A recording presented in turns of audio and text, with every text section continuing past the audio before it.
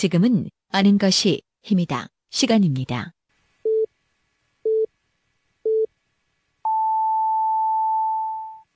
어서 오십시오. 오늘 모닝 이슈에 오신 걸 환영합니다. 어제 거 들으셨어요? 네. 편집 잘하지 않아요? 그 편집 너무 잘해주시는데 아니. 네. 아 그냥 그 일반적인 라디오 그냥 네. 이렇게 줄줄줄 하는 거로 생각했는데 선생님이 네. 아 일반적 라디오 할 것 같으면 안 하지. 그거 할 이유가 없지. 너무 어렵네요.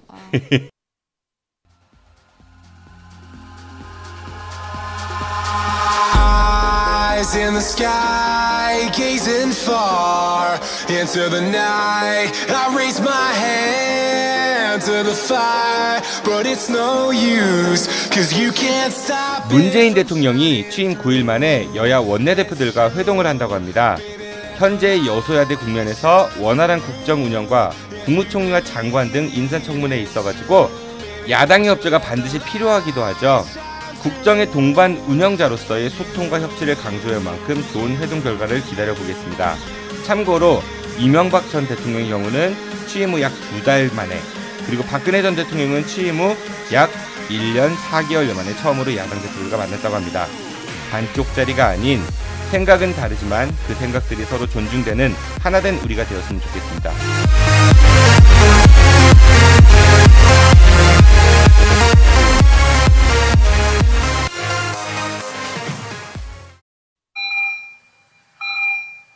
지금 여러분들의 자동차는 안녕한가요?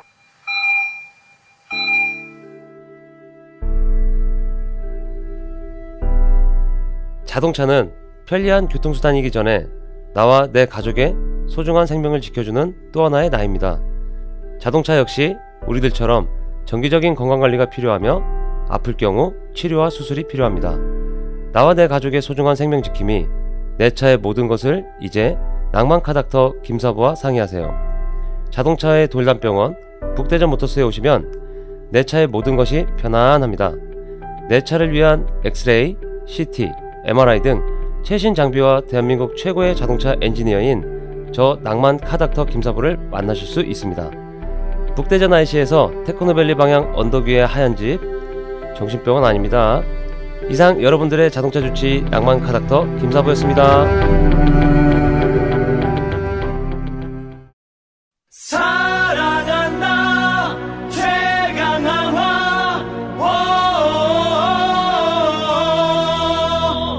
최강한화의 승리 위해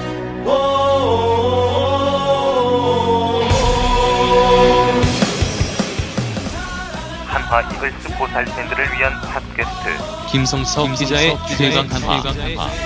나의 승리 위해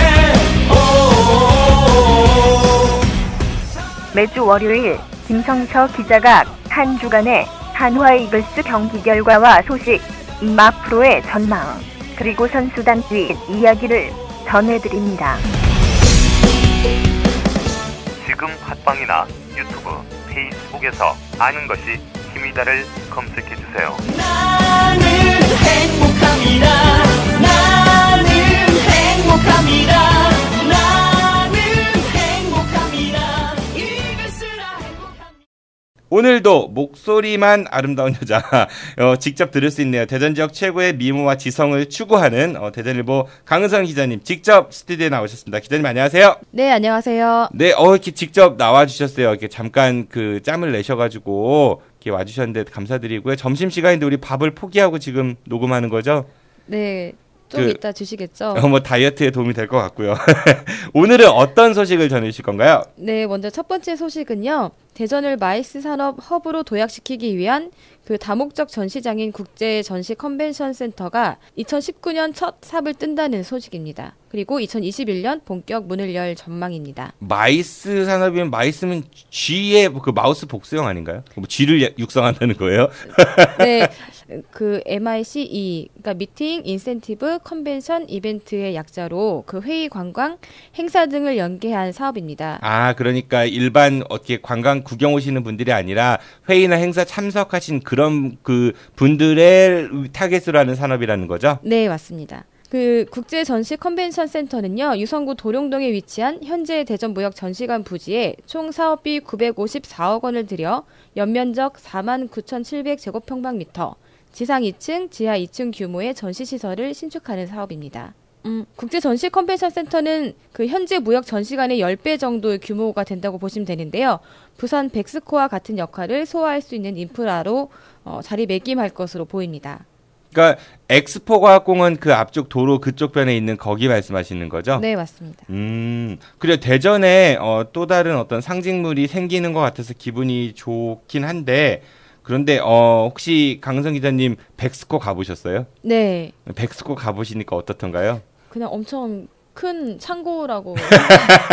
그럼 대구에는 엑스코라는 데가 있는데 거기 가보셨어요? 아니요, 거기는 못 가봤습니다. 그러니까 그 주요 그 지역의 이제 주요 도시들마다 그런 이제 그 컨벤션 센터 건물들이 있는 것 같은데 대전은 조금 이렇게 빈약했던 것 같기는 해요. 그런데 저는 그런 생각을 또 해보게 되더라고요. 제가 자꾸 이렇게 비관적 얘기만 하니까 좀 그렇긴 한데 과연 그 건물이 생기면은 대전에 많은 국제 행사들을 유치할 수 있을까? 그러니까 첫 번째 물음표거든요.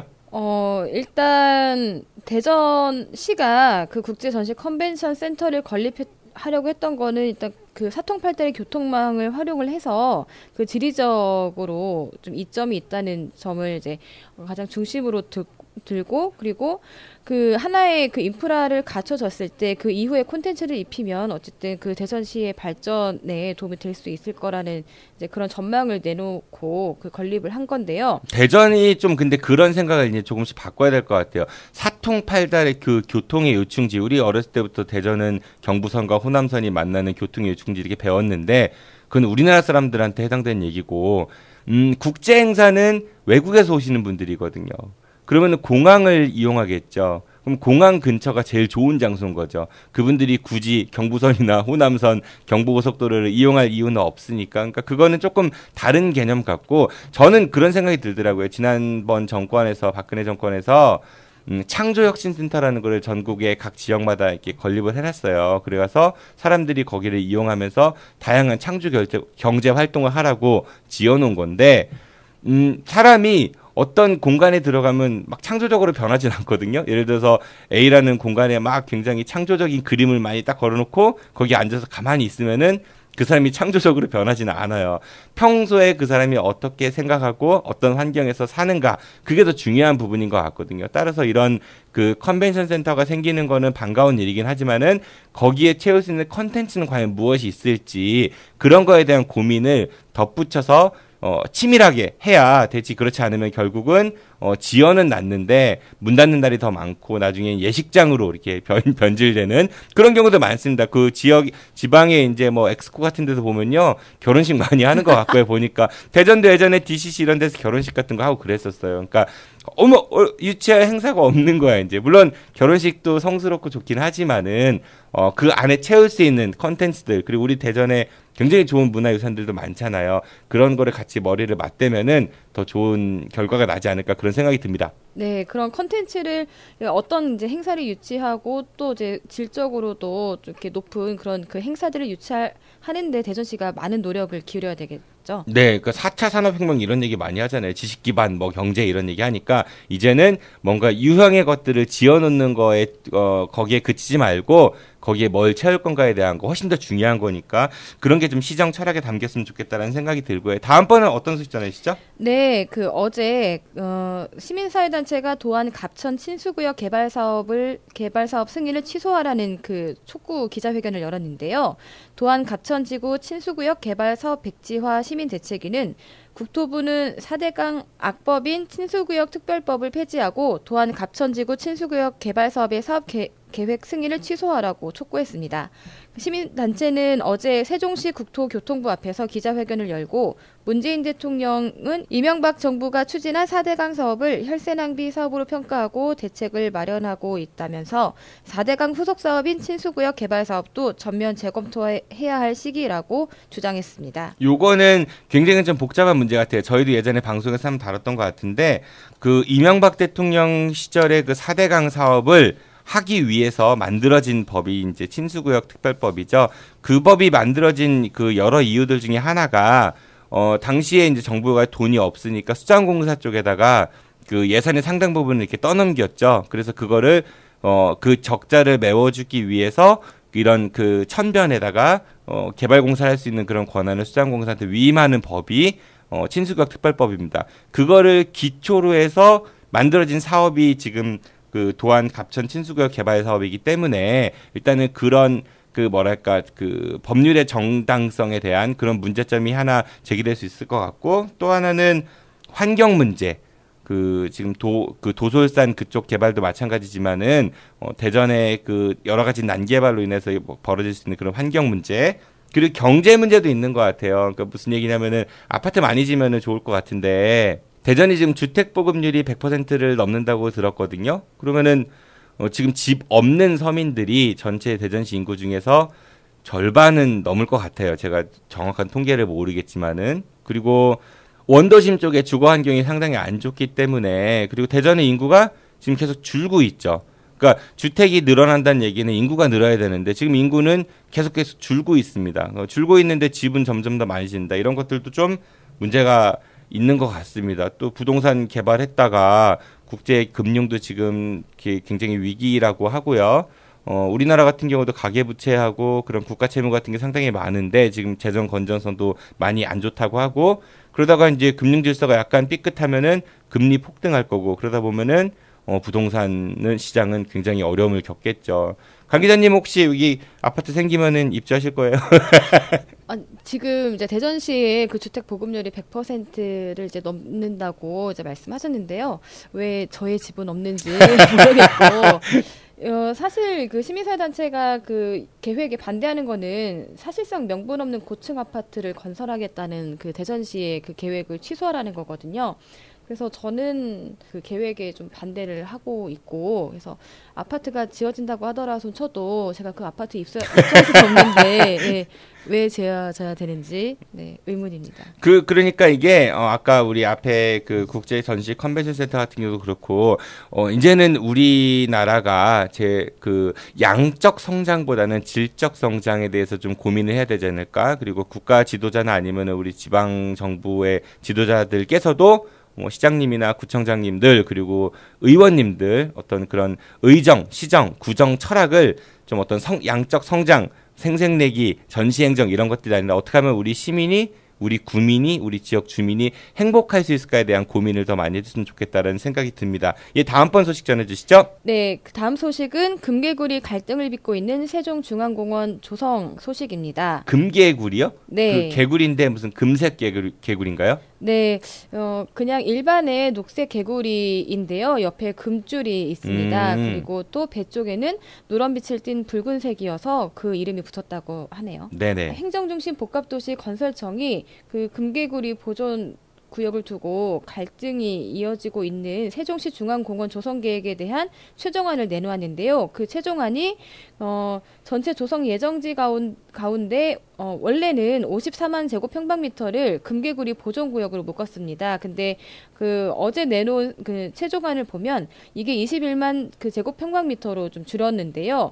시민사단체는 제시된 안이 그 금개구리 보존구역의 지속적인 축소를 의미한다고 하면서 그 서식 환경 개선을 위한 대책을 내놓으라는 그 주장을 내놓고 있습니다. 이런 문제들도 되게 어려운 문제 같아요. 그러니까 왜냐면은 공원을 조성하는 거는 지역민들한테 좀 반드시 필요한 부분인 것 같긴 하고, 그런데 이렇게 희귀 동물이 있다, 그럼 멸종 위기의 동물이 있다, 보호를 하는 게 맞겠죠. 그런데 인간과 자연이 공존해서 살아야 되고 개발과 환경 항상 늘 양립하면서 갈등을 빚는 것 같아요. 좀 어려운 문제 같기는 합니다. 그런데 이게 이제 그 행복청하고 시민단체하고 이렇게 같이 협의체를 구성해갖고 나온 수정안이라고 하는데도 시민단체는 지금 받아들일 수 없다는 얘기인 거죠? 네네네. 네, 사실 그 지역 주민들의 반발이 좀 거세서 그 금개구리 그 보존구역이 좀 줄어든 건데요. 보존구역이 크면 공원의 규모가 좀 줄어들고 공원 이용이 어려워진다는 반발이 거세서 행복청이 금강유역 환경청과 세종시 한국토지주택공사, 입주민단체, 환경단체 등하고 그 의견 수렴에 들어갔는데도 불구하고 이런 그 최종 그 조성안이 사실상 금개구리를 더 보존하려는 의지가 없어 보인다라는 그 내용으로 이제 받아들일 수밖에 없는 상황인 거죠. 환경단체 분들한테 이런 얘기하면 맞아 죽을 수도 있겠다. 금개구리가 그만큼 보존할 가치가 있을까요? 라고 하면은 맞아 죽을 수도 있겠다. 근데 이제 그 지역 주민들 입장에서는 집 근처에 공원 이렇게 많으면 넓고 쾌적하고 많으면 좋으니까 그런 이제 뭐랄까 요구를 할 수 있을 것 같고, 근데 또 자연에서는 환경 단체도 그렇지만 자연은 우리가 보호해야 될 절대적 가치이기도 하고 어려운 문제인 것 같은데 좋은 해결책이 좀 나왔으면 좋겠네요. 네, 또 어떤 소식 전해주시겠습니까? 네, 그 유해 성분이 대거 검출된 그 학교 우레탄 트랙이 늦어도 오는 7월 말까지 완료된다는 소식인데요. 그 지난해 대전시 교육청이 그 검사한 결과 그 우레탄 트랙에서 기준치를 초과하는 유해 성분이 대거 검출됐습니다. 특히 우레탄 트랙이 설치된 학교 10곳 중 6곳꼴로 유해 성분이 검출됐는데요. 가장 이제 많은 납성분이 그 기준치를 최대 36배가량 초과한 데도 나타났습니다. 그러니까 우레탄이라고 하면은 우리 육상 트랙 그 위에 있는 그런 것 같은 게 우레탄인 거죠. 네. 거기에서 이제 유해 성분이 나온 거고. 네. 요즘에 보면은 저희 어렸을 때만 해도 학교 그 운동장 가면 다 흙이었는데 요새는 이렇게 인조단지랑 트랙 있는 곳도 많이 있더라고요. 보기는 좋은 것 같은데 그게 이제 유해 물질이 많이 검출돼서 지금 교체하고 있다. 바람직한 그 현상인 것 같습니다만 역시 또 한번 시비를 걸어보면은. 그 인조잔디하고 우레탄 트랙이 깔린 학교보다 안 깔린 학교가 훨씬 많죠. 아마도 예산이 충분치가 않아서 그럴 겁니다. 예, 그렇겠죠. 근데 이제 제가 궁금한 거는 그럼 어떤 학교부터 우선순위를 정해서 깔았을까가 갑자기 궁금해지더라고요. 이게 전체 학교 교장선생님들 모여가지고 제비 뽑기를 한 건지 아니면은 자 쏘세요 그래가지고 한 건지는 모르겠지만은. 대전에 이제 둔산동이 중심 지역이니까 거기만 보더라도 한밭초등학교는 꽤 오래전에 깔린 것 같아요. 그리고 인근의 탐방중학교도 이렇게 오래전에 깔렸던 것 같고, 근데 그 인근에는 또 이제 삼천초등학교 거기는 이제 제가 마지막으로 봤을 때까지 안 깔렸던 것 같은데, 그러니까 시차가 있거든요. 그리고 그것도 6개월 1년 단위가 아니라 몇 년씩 차이가 있고, 그럼 학생들은 졸업하게 될 것이고.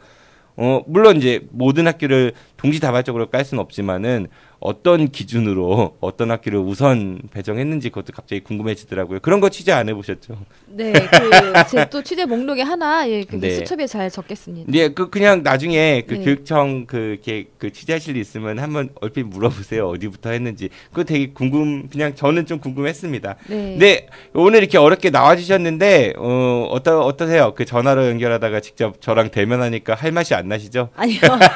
진작에 나와서 또 이렇게 더 이제 그 전화 연결보다 더 나은 환경으로 또 이렇게 소식을 전해드렸어야 되는데 너무 늦게 좀 나온 것 같고요. 선생님하고 또 이제 대면에서 이렇게 주고받다 보니까 식은땀이 줄줄 흐르네요. 무슨 말씀을 그렇게 하세요? 청취자분들 오해하시는데. 알겠습니다. 우리 다음 주부터는 방송 녹음 시간, 그러니까 청취자분들 그 업로드 시간이 좀 늦다고 이렇게 말씀 주시는 분들이 있어가지고 우리 강은성 기자님하고, 근데 워낙 바쁘세요. 취재를 많이 다니시고 또 근무 중에는 이거 녹음할 수 없으니까 우리 보통 이제 밥 먹은 점심시간이나 아니면은 출근 전 이렇게 짬내서 하는 거거든요. 좀 더 의논해가지고 빨리 좀 업로드할 수 있도록 좀 고생 좀 해주세요. 네, 알겠습니다. 네, 다음 주에 뵙겠습니다. 안녕히 가십시오. 네.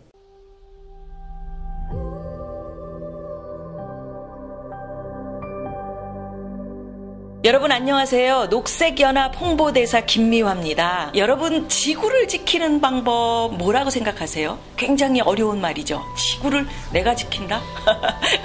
녹색연합에 여러분들 회원이 돼주시는 방법이 가장 빠른 방법이거든요. 아름다운 지구인으로의 변신. 대전 충남 녹색연합 회원이 돼주십시오. 파이팅! 파이팅! 시민에서 회원으로! 시민에서 회원으로! 시민에서 회원으로! 기울어진 운동장을 바로잡기 위해 알고 갑시다. 재벌 백과사전.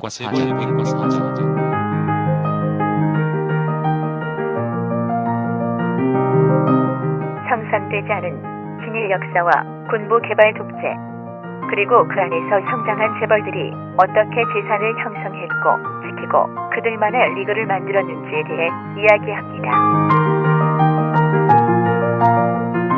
지금 팟빵이나 유튜브, 페이스북에서 아는 것이 힘이다를 검색해 주세요.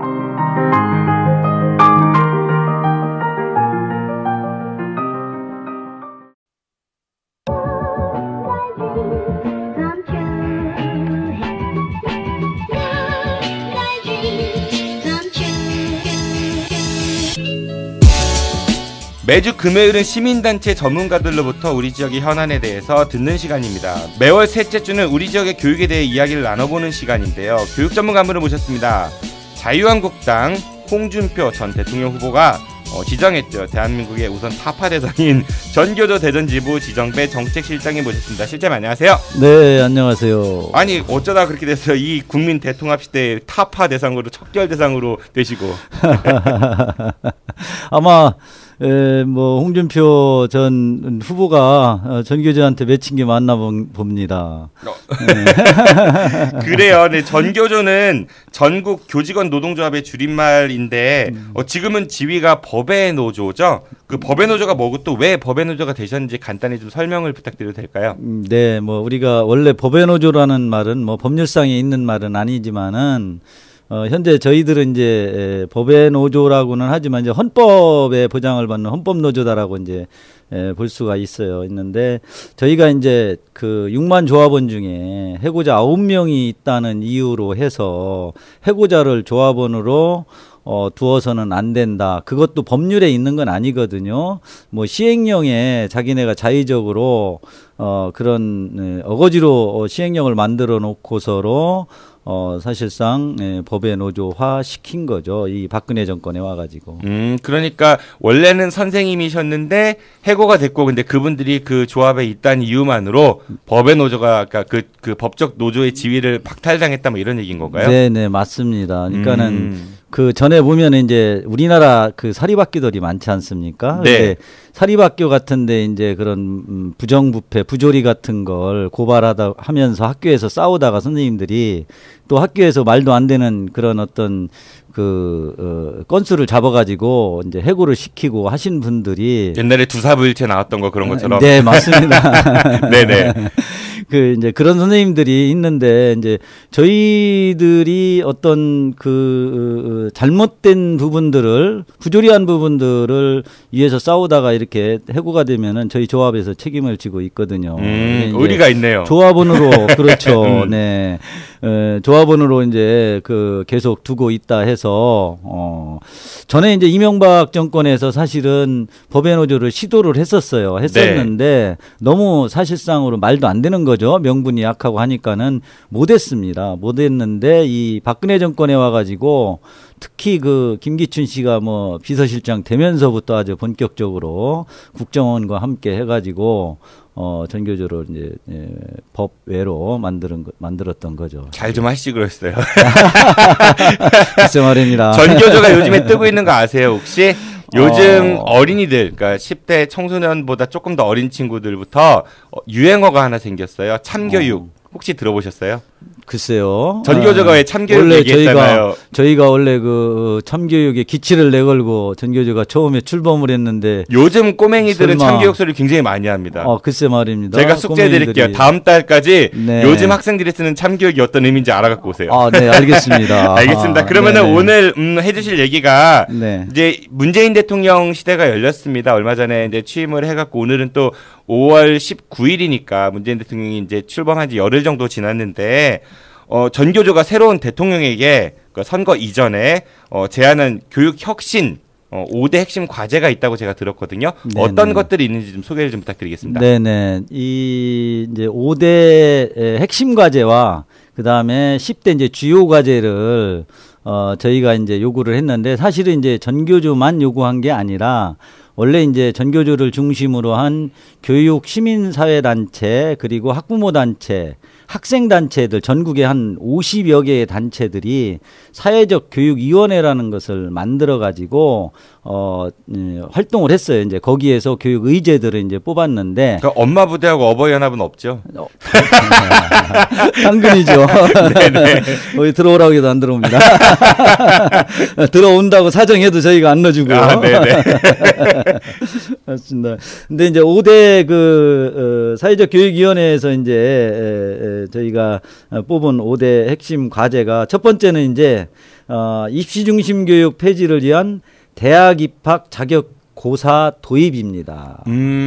말이 그렇긴 한데 예전에 혹시 예비고사랑 좀 비슷한 그런 성격인가요? 뭐 예비고사하고 꼭 같다고 할 수는 없고요. 좀 더 일종의 현재처럼 어떤 그 상대평가제로 해가지고 어떤 지나친 경쟁을 좀 없애자라는 그런 측면에서 이제 나온 제도라고 볼 수가 그럼 상대평가가 아닌 절대적 기준으로 어느 이상의 그 수준이 넘으면은 네. 대학 입학할 수 있는 자격을 주어진다. 그러니까 예를 든다면 우리가 뭐 일반적으로 보면은 100점 만점으로 한다고 할 때 보면은 뭐 한 60점이 미달 기준으로 삼잖아요. 그래서 전체가 누구든 시험을 봐서 60점 이상 받으면은 대학에 갈 수 있는 자격을 부여를 하는 거죠. 학교는 어떻게 고르나요? 학교는 60점 맞고 다 서울대 고르면 어떻게?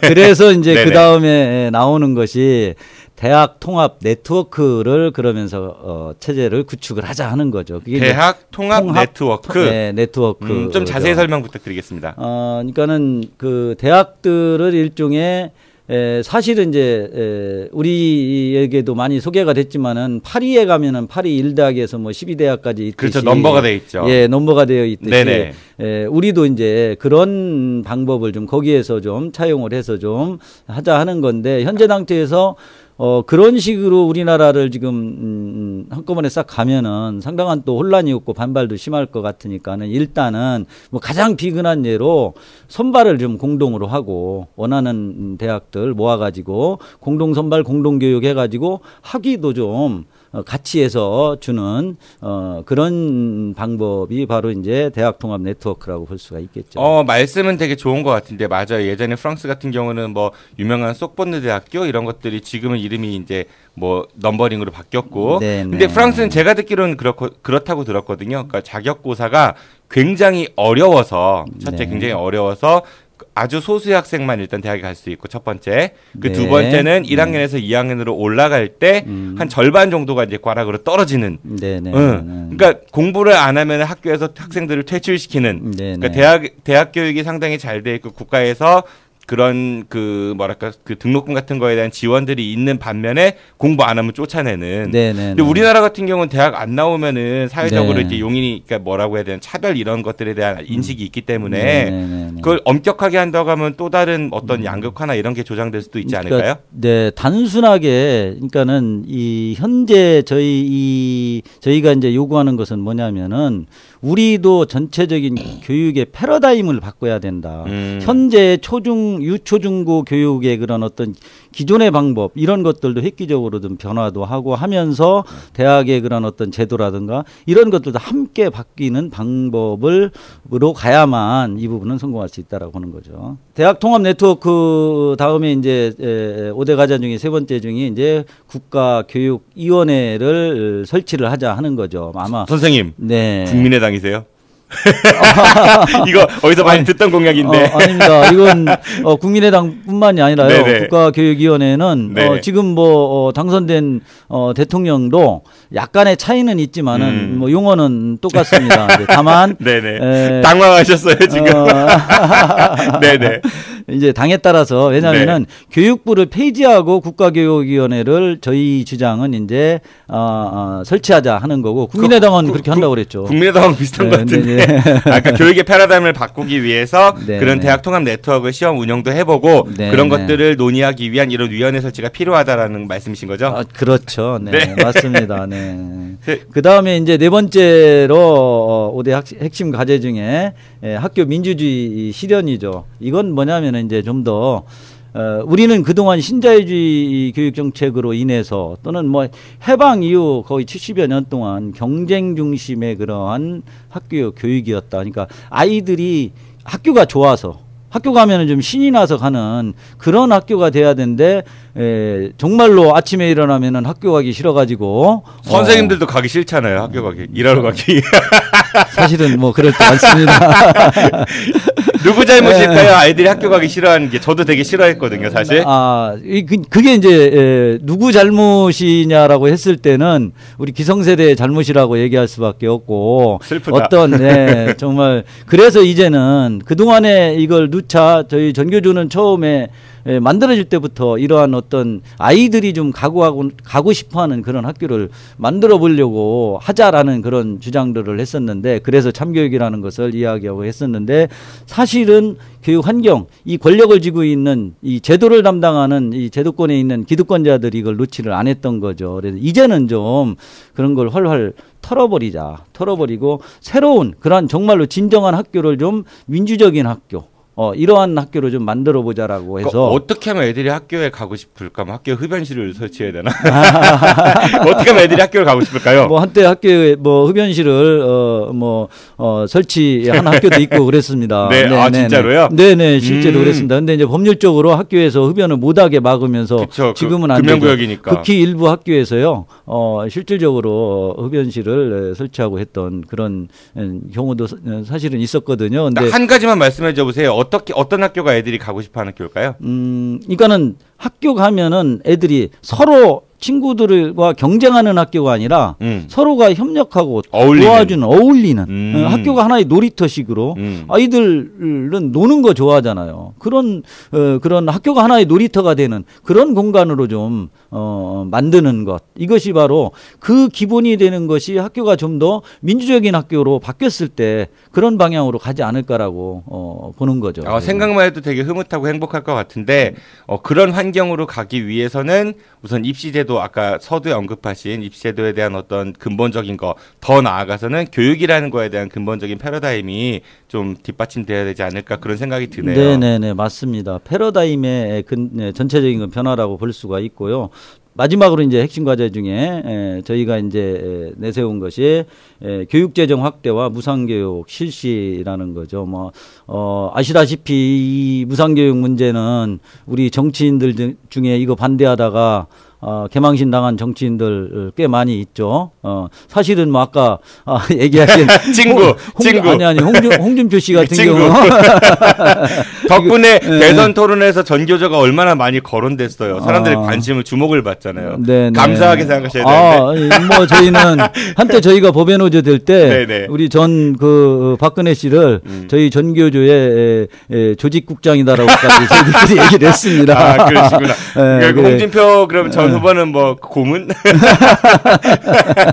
새로운 조직실장. 새로운 조직실장. 네, 좋네요 그거. 네, 맞습니다. 그러니까 무상이라는 말을 어떤 분들은 그런 얘기 하시더라고요. 물론 이제 돈을 안 내니까 무상이라는 용어를 쓰지만은 사실은 그게 국민이 낸 세금에서부터 비롯되는 거니까 결국은 받을 권리이지 무상은 아니다. 뭐 이런 게 좀 더 급진적인 주장을 하신 분들도 계시는 것 같습니다. 사실은 그게 맞습니다. 어느 면에서는 권리를 주장하는 건데 아직은 우리가 그런 용어를 쓰기에는 익숙해 있지 않기 때문에 일단은 무상이라는 용어를 쓰고 있지 않나 이렇게 생각을 합니다. 그럼 무상교육이라 하면 지금은 고등학교는 수업료를 내죠? 내죠. 중학교까지만 사실은 무상교육 의무교육이죠. 중학교까지만 현재 의무교육인데 전국에서 또 대전이 사실은 이 지난번에 경남하고에서 거의 대부분이 중학교까지는 다 의무 급식이 이루어지고 있는데 대전만 지금 제일 느렸잖아요. 제일 늦었고요. 대전도 아직도 지금 다른 데는 중학교 1, 2, 3학년 다 의무 급식이거든요. 대전은 이제 올해부터 중학교 3학년. 이게 중학교 3학년 하니까는 잘 모르시는 분들은 중학교 1, 2, 3학년 다 의무급식인지 알아요. 3학년만? 네, 3학년만입니다. 1, 2학년은 아직 의무급식이 아닙니다. 네. 뭐 시민의 선택을 받으신 훌륭하신 설동호 교육감님께서 어떻게 생각하세요, 설동호 교육감님? 글쎄 말입니다. 원래는 우리 교육감님이 2014년에 이제 교육감 될 때 나오기 전에 뭐 본인은 공약 아니라고 그러는데 어쨌든 사실상 저희가 보기로는 공약으로 이제 받아들였는데 뭐 언론이나 이런 데 와서 나올 때마다 바로 중학교까지 의무급식 하겠다라고 했었는데 결국은 계속 이 핑계 저 핑계 되면서 시간 끌다가 마지못해 대전에 지금 친환경 무상급식 희련이랑 운동본부가 지금 만들어져 있거든요. 내일 전체 대표자 회의가 있습니다. 또 내일 10시에 이제 회의까지 있는데요. 어디에서요? 내일 저 환경운동연합 교육실에서 청취자분들 혹시 이게 지금 오늘 저희가 저녁 때 방송에 올라가긴 하는데 들으시는 분들 중에서 관심 있으신 분들은 이미 지났습니다. 네. 아니 이제 그 단체 대표들이 면담까지 가고 기자회견도 하고 많이 했습니다. 그러니까 갈 때마다 뭐 예산 타령하면서 어렵다라고 이제 했었는데 그나마 저희가 그렇게 얘기를 하고 하니까는 일단은 3학년 중학교 3학년 올해 3학년부터 하겠다 뭐 봐서 상황 봐서 내년에 1, 2학년까지 뭐 하고 할지 안 할지 아직도 확답은 지금 안 하고 있는 상태인데 아시다시피 내년에 뭐 선거 있잖아요. 네, 선거 있잖아요. 선생님 내년에 출마하세요?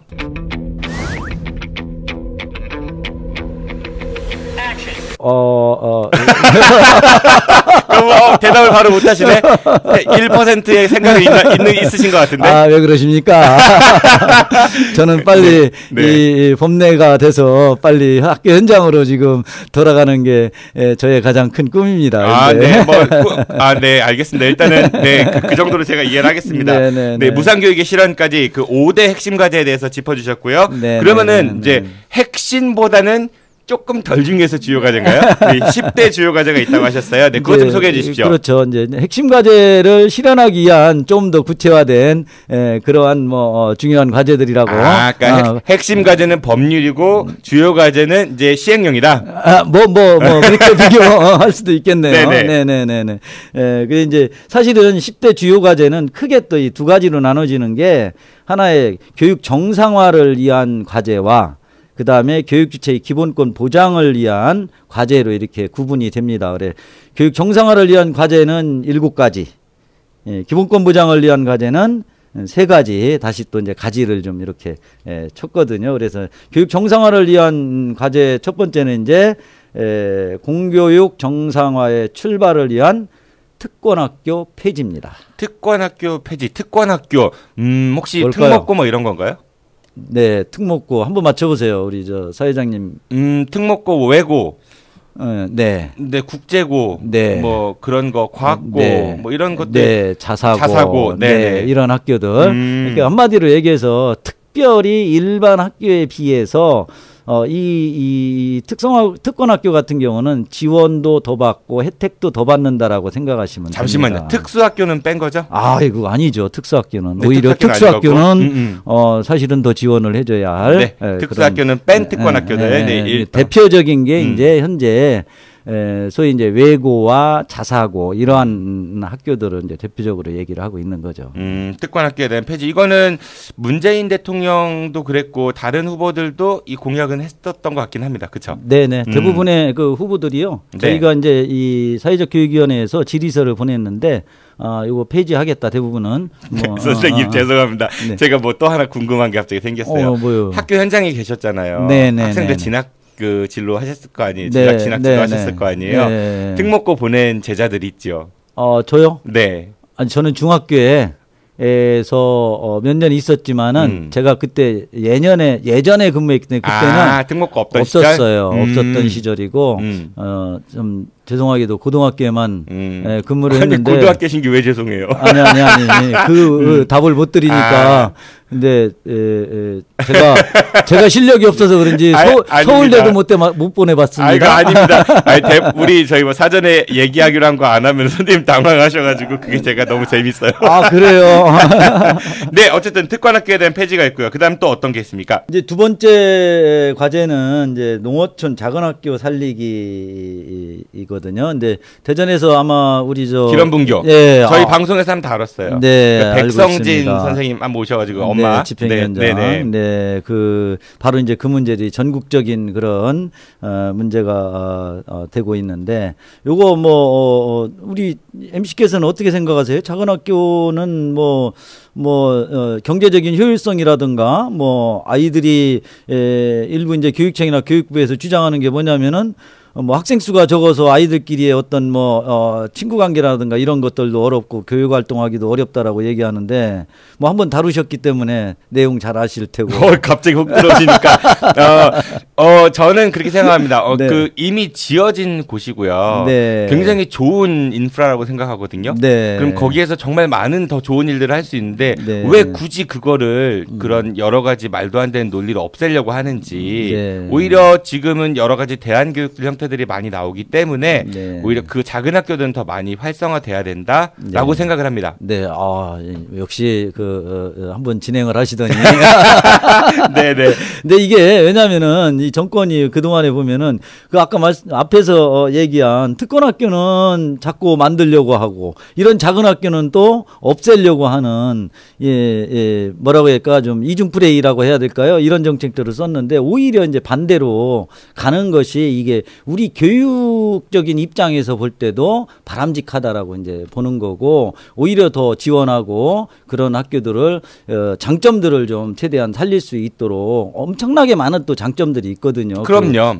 대체적으로 그런 작은 학교들이 농어촌 지역에 있기 때문에 그걸 제대로 살리는 그러한 정책으로 좀 가기를 바라는 의미에서 이제 저희가 주요 과제 두 번째로 이제 제시를 한 거고요. 저도 예전에 그 선생님들 연수 같은 걸 좀 참여해 본 적이 있었는데 네. 대전에 산서초등학교라고 있죠. 네네 거기 있습니다. 처음 가보고 되게 놀랐어요. 되게 네. 부럽더라고요. 부러워요. 네. 그 한 반에 네. 그 되게 적은 수의 학생들이 네. 선생님하고 함께 네. 더 살갑게 네. 그러니까 우리 어렸을 때 확실히. 선생님은 이렇게 어려운 존재고 네. 그랬는데 그게 아니라 정말 네. 언니처럼 네. 이모처럼 네. 선생님들 아이들 네. 대하면서 또 네. 지역 부모님들하고도 사이가 좋고 네, 맞습니다. 그런 학교 모델들 보면서 네. 와 좋다 이런 생각 많이 했었습니다. 네, 맞습니다. 그러니까 학생들이 적으면은 또 학교 폭력이나 이런 것들, 인간관계가 서로 많이 부딪히고 많이 봐야 되고 하니까는 그런 요즘에 우려되는 그런 특히 이제 집단 따돌림이라든가 학교 폭력 이런 것들이 거의 사라진다고 봐야 되겠죠. 지금 교사 수가 너무 적어요. 학생 일대 그러니까 교사 한 명당 학생 이렇게 관리해야 되는 학생 수가 너무 많아서 맞습니다. 저 어렸을 때만 해도 초등학교 때는 한 반에 한 70명 정도. 그리고 2부제, 오전반, 오후반 그랬던 기억이 있고요. 그래요? 네네. 그 세대세요? 죄송합니다. 와. 네, 지금은 초등은 한 25명 안팎 정도 된다고 들었고 네네. 중고등학교가 30명 안팎 네네. 이 정도라고 들었는데 네. 더 많이 줄어야 될 것 같아요. 10명대 정도는 최소한 가야 더 양질의 교육이 되지 않을까. 그 부분은 이제 뒤에도 이제 학급당 학생 나오는 얘기를 진도를 벌써 네, 죄송합니다. 네. 빼셨네요. 계속 하시죠. 네. 거기서 좀 더 말씀드리기로 하고요. 그 다음에 이제 세 번째 과제가 아시다시피 혁신학교 경기도에서부터 시작이 돼가지고 지금 전국적인 진보교육감 지역에 바람이 불고 있죠. 이거 계속 그런 혁신학교를 중심으로 한 그 혁신교육을 확산시키자. 혁신학교는 어떤 건가요? 좀 구체적으로? 기존의 어떤 수업의 방법이 이걸 한마디로 딱 정리하기는 어렵지만 어쨌든 가장 대표적인 것은 수업 방법의 개선. 그리고 예를 들어서 아이들 뿐만이 아니라 어떤 이 경쟁적인 그런 어떤 분위기에서 협력의 구조로 학교 구조를 만드는 거죠. 교실의 분위기라든가 교무실의 분위기라든가 학교 전체의 구조를. 그러니까 예를 들어서 이런 건가요? 그 예전에 플립드 러닝이라고 해가지고 거꾸로 교실? 이런것들도 하나의 모델이 그런 방법 중에 아니면은 지역민들 중에서 은퇴자들이 재능 기부로 오셔가지고 예를 들어서 의사 선생님 출신이 오셔서 의학이나 과학 이런 것도 해주시고 그런 것들도 그렇죠. 모델이 될 수 있고 하나의 방법이 되는 거죠. 이제 어떤 정형화돼서 한 방법은 아니라고 이제 저는 보고 있고요. 박근혜 정권의 그 자유학기 제도하고 좀 비슷한 구석도 있나요, 혹시? 그게 자유학기제는 사실은 그 취지는 뭐 그게 굉장히 좋죠. 네, 좋죠. 근데 실제는 인프라 구축 네. 없이 그냥 위에서 그냥 밀어붙이기 싫어 아무런 고민 없이 자유학기는 뺑뺑이 학기죠. 지금 요즘 애들한테는 학원 더 많이 돌아야 되고 그게 문제입니다. 네, 맞습니다. 네, 그리고요. 이제 네 번째는 이제 사립학교의 민주화죠. 우리나라는 사실 사립학교가 굉장히 많거든요. 거의 뭐 전체 학교의 한 77%가 사립학교입니다. 학교 전체.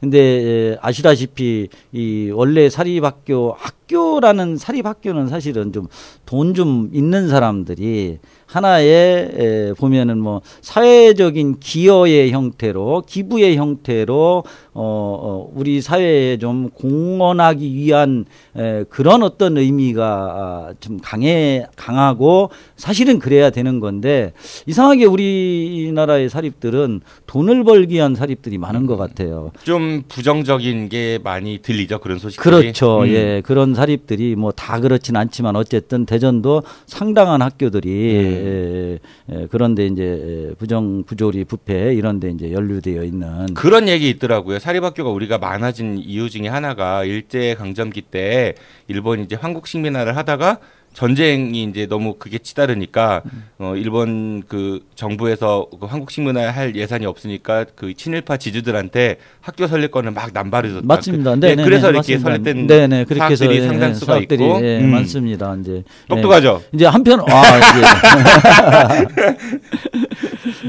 할 말을 잃으셨네요. 왜냐하면 과거에 아니 이제 특히 이제 그 과거 독재 정권에서 그냥 그들에게 많은 혜택을 주고 세금 혜택이라든가 뭐 이런 혜택을 주면서 지원금도 많이 주잖아요. 우후죽순으로 이제 많이 생겨난 부분이 있고 일면 이제 사실은 긍정적인 부분을 이야기하는 분들도 꽤 있습니다. 왜냐하면 학교가 많이 세워지고 하면서 국가가 돈이 없으니까 정부가 돈이 없으니까는 뭐 문맹을 퇴치하는 데는 뭐 기여한 부분이 분명히 뭐 그걸 부인할 수는 없겠죠. 그렇지만은 사실은 이 족벌 체제라든가 이런 것들로 운영이 되면서 참 못된 짓 하는 그런 사학들이 많이 있기 때문에 두사불제. 네, 그리고 이제 그러니까 사립학교의 민주화는 그 어떤 사학 재벌들끼리의 폐쇄적인 의사 결정 구조가 아니라 그렇죠. 네, 그렇죠. 뭐 구성원들이 함께 그 학교의 교육 정책이나 운영이나 이런 것들을 좀 투명하게 하자 이런 취지인 거죠. 맞습니다. 네. 그리고요. 네. 그리고 이제 질 높은 유아 교육과 유보 통합 교육을 실현하자 하는 거죠. 뭐 박근혜 정권에서 잘 아시다시피 얼마나 정부에서 돈은 안 주면서 지가 공약으로 내걸어 놓고 지가 네네 죄송합니다. 아닙니다. 좋습니다. 네. 뭐 자기가 네. 네네. 혹시 몇 년생이세요, 선생님? 저요. 네. 네, 제가 그걸 꼭 얘기를 해야 되나요? 아니 박근혜 전 대통령이 52년생인가 그러니까 혹시 거의 비슷합니다. 네, 그럼 괜찮네. 홍준표 전 후보도 고장물이 없이 이랬는데. 고향법 5년에 객지법 10년이라는데 뭐 10년 차이면은 뭐 친구 서로 먹는 거지. 친구 먹는 거죠. 뭐 그러지 않습니까? 저 노무현 전 대통령하고 지금 문재인 현 대통령하고 나이 차이가 7살 차이인데 친구라고 하잖아요. 친구죠. 네, 그럼요. 네. 우리도 친구? 뭐 좋습니다. 네, 계속 하시죠, 친구. 네, 이제 어쨌든 이 부분은 좀 국가가 책임지고 유아교육 이런 부분들은 좀 재정적인 지원하면서 좀 가자. 괜히 꼼수 부리면서 지방자치단체에다가 떠넘겨 가지고 네가 해라 뭐 안 하면은 뭐 다른 돈 안 주겠다. 진짜 치사하게 놀지 말고 좀 국가가 책임지고 이런 부분들은 좀 과감하게 가야 된다라는 거죠. 네, 알겠습니다. 과거 박근혜 정부에서는 정부가 돈을 안 주고 지자체에 떠넘겼기 때문에 이제는 정부가 책임져야 된다. 그렇죠. 네, 알겠습니다. 그 다음은요? 그 다음에는 이제 아까 이제 잠깐 얘기했습니다만 학급당, 교원당 학생 수 감축. 네, 이게 참 중요하죠. 꼭 필요해요. 네, 꼭 필요합니다. 며칠 전에 저희가 이제 전국 정책실장회의 갔는데요. 저 다른 지역, 전남 지역의 선생님 한 분을, 님 말씀이 이제 작년에 이제 학교를 옮기면서 저기 섬 지역에 아주 작은 학교로 갔대요. 너무 좋대요. 아이들이 적으니까는 아이들하고 이 대화가 되고 아이들하고 눈을 맞출 수 있는 시간이 많고 얘기할 수 있는 시간 많고 하니까는 거기서는 바로 그런 그 학교 폭력이나 이런 것들은 거의 뭐 찾아볼 수가 없고 아이들끼리의 관계, 아이들과 교사끼리의 관계 이런 것들이 저절로 좋아진다는 거죠. 선생 김봉두. 네네.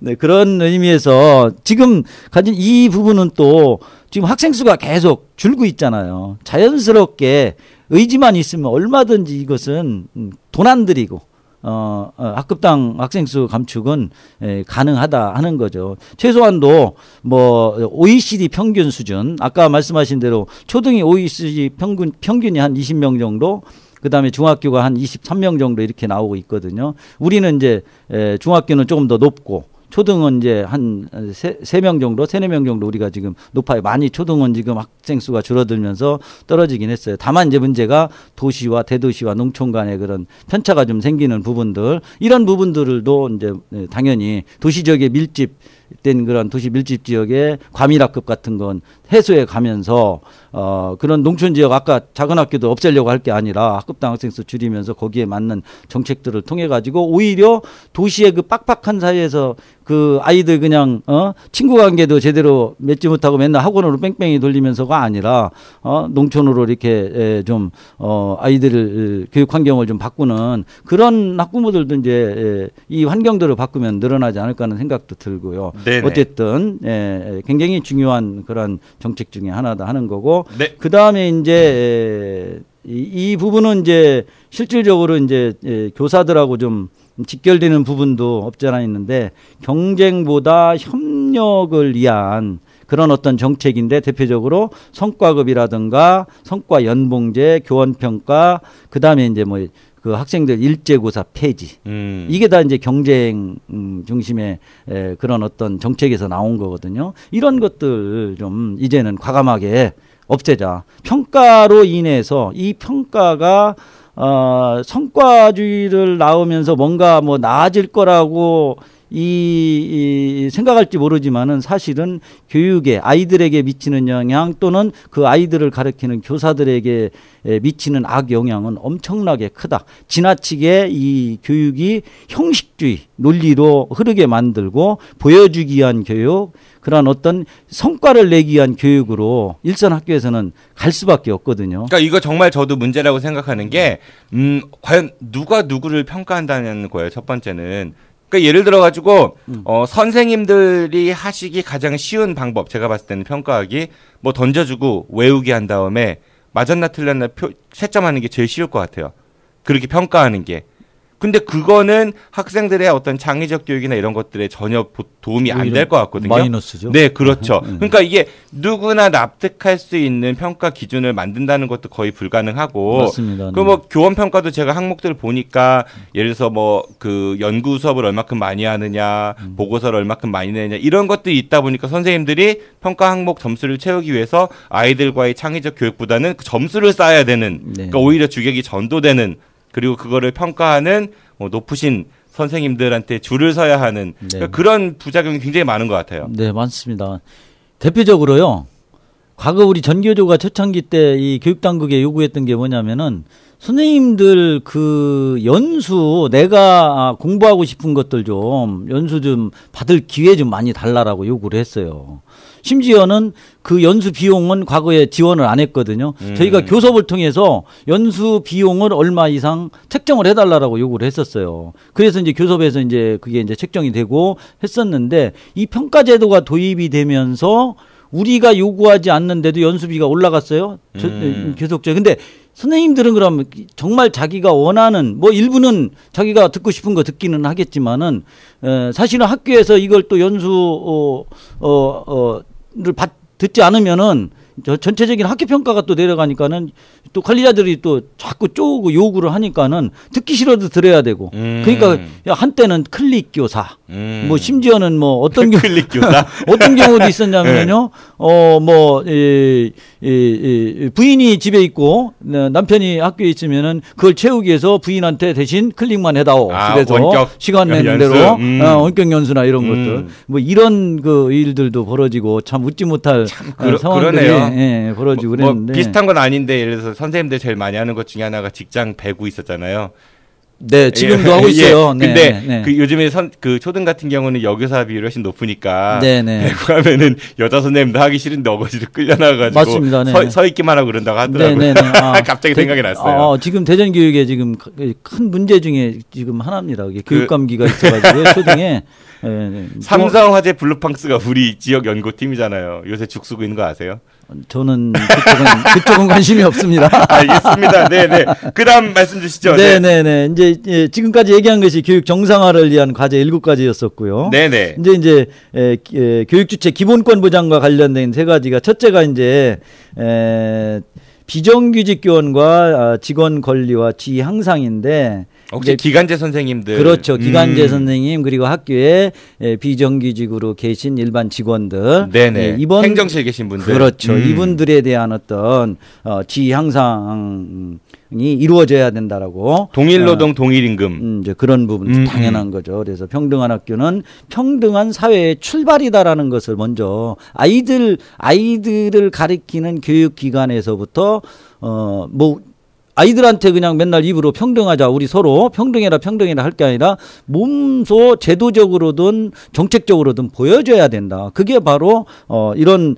비정규직 직원들에 대한 기간제에 대한 어떤 차별 대우 이런 것들을 없애는 거에서부터 출발점이고 시작이다라고 보는 거죠. 우리 저희 스승의 날에 다뤘던 내용 중에 어떤 기간 선생님이 이제 그 학교에서 항의 받으셔 학부모님이 찾아오셔가지고 이렇게 2번이나 좀 이렇게 모욕을 당하셔서 힘들어한다 이런 사연 좀 전해드린 적이 있거든요. 아 그래요. 네네. 그러니까 아이들도 기간제 선생님 오시면은 어차피 갈 건데 뭐 이런 그러니까 좀 별로 좋은 건 아닌 것 같아요. 아닌 정도가 아닙니다. 이 부분은 좀. 이게 이제 IMF 이후에 뭐 이런 저기가 생겼는데 그전에는 이제 이런 용어 자체도 없었잖아요. 그랬었죠. 네. 이건 어떤 그 제도적인 그런 어떤 큰 개혁, 혁신 이 부분도 필요한 그런 대표적인 부분이라고 볼 수가 있죠. 그리고 또 말씀 중에 생각났던 게 옛날에는 지금은 좋아진 것 같습니다. 과거에는 학생들이 학교 이제 청소했잖아요. 네, 교육의 일환으로. 네, 맞습니다. 그리고 당연히 그 교무실 청소도 했고 선생님 직원용 교직원 화장실도 청소를 했었어요. 네, 맞아요. 요즘은 안 한다면서요? 그 용역 업체가 와서 하는 경우들도 많다면서요? 네, 많이들 학생들한테 그거를 시키는 게 아니고 개선이 되고 있는데 아직도 일부에서는 아직도 그것도 평등의 출발 중에 하나가 아닐까? 맞습니다. 네, 그런 생각을 잠깐 들었습니다. 예, 그다음에 8번째. 네, 9번째죠.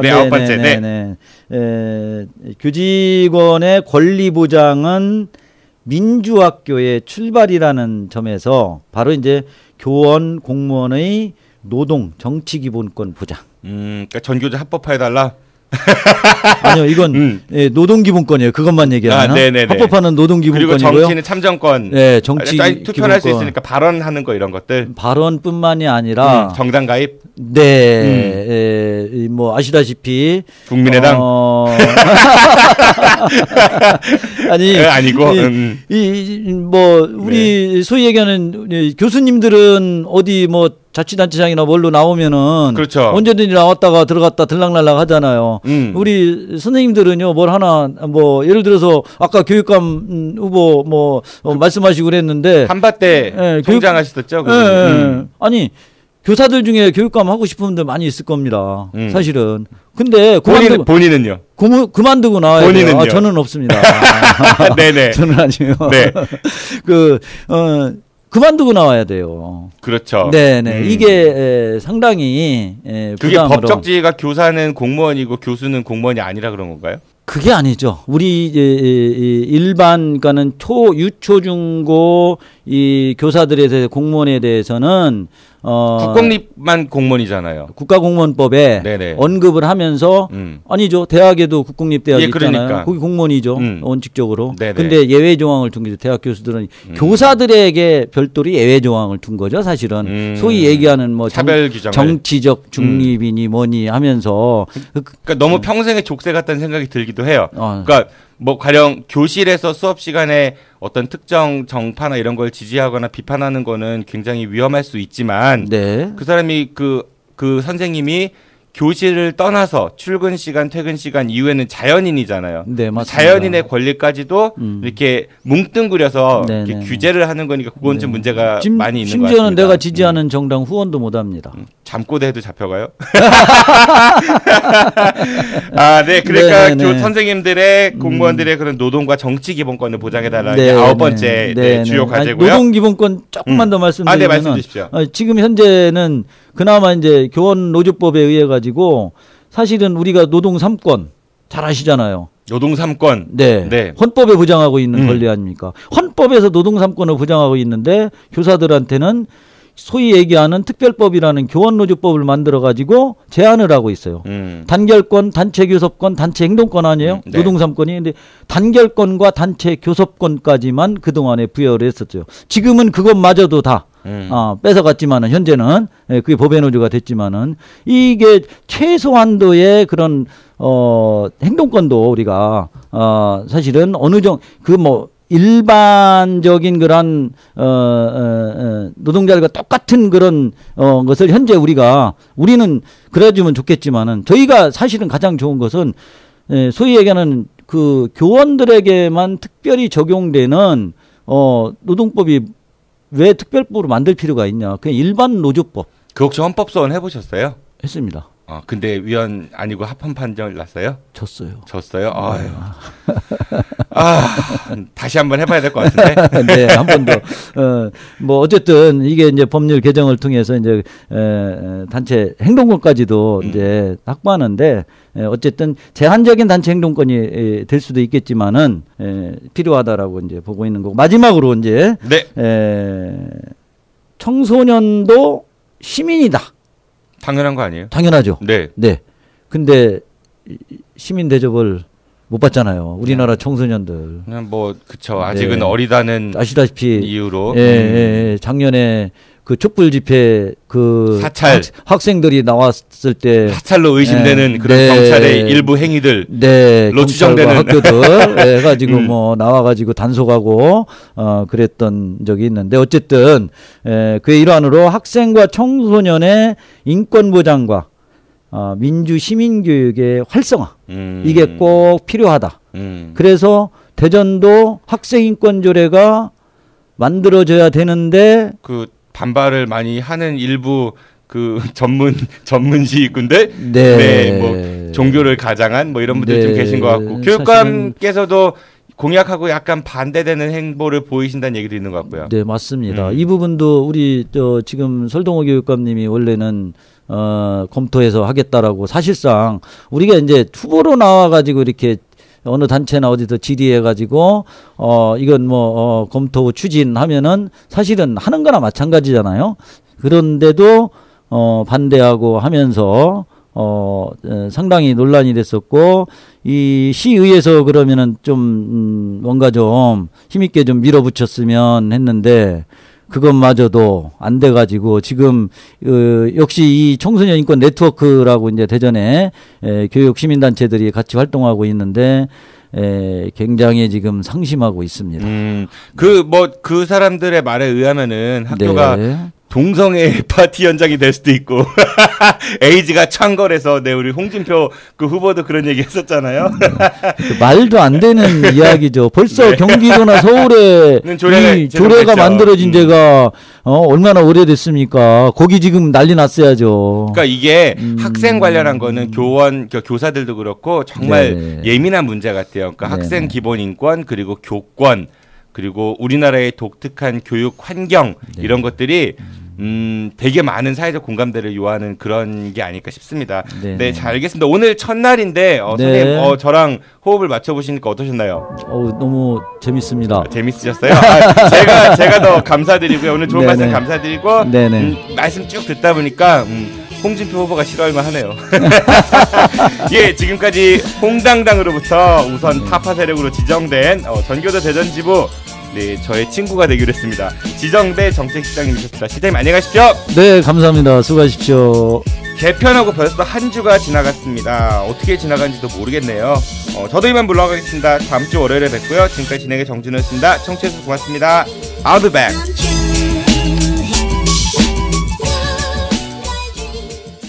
끝난 줄 알았지. 여러분의 참여를 기다립니다. 팟빵이나 유튜브, 페이스북에서 아는 것이 힘이다를 검색해 주세요. 청취 후기나 출연 신청, 제보 모든 것을 환영합니다.